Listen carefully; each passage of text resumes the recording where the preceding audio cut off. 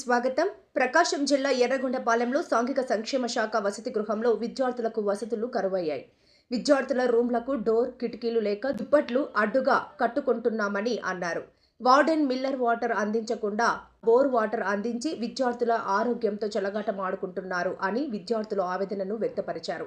అలాగే బాత్రూమ్స్ కు కూడా డోర్ లేదని బాలురు ఆరోపించారు. వసతులు సరిగా లేకపోవడంతో దోమల వల్ల అనారోగ్యానికి గురవుతున్నామని అన్నారు.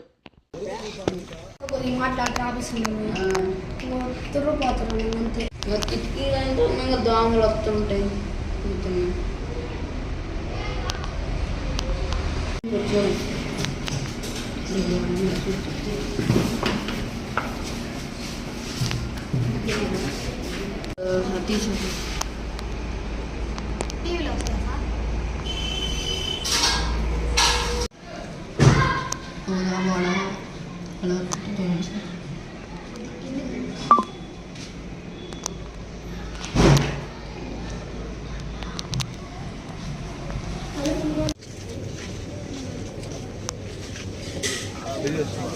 బాత్రూమ్ ఉంది, మెస్సులు లేవు, డోర్లు లేవు, డోర్లు మొత్తం విరిగిపోయినాయి సార్.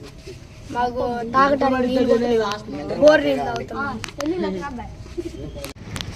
ఓకే సార్, అలా కిటికీలు లేవు సార్, మాకు మెస్సులు లేవు, దోమలు వస్తున్నాయి సార్. అలా మళ్ళీ డోర్లు లేవు సార్. డోర్లు లేకపోతే కట్టం లెక్క ఒక గుడ్డ కట్టుకుంటాం సార్.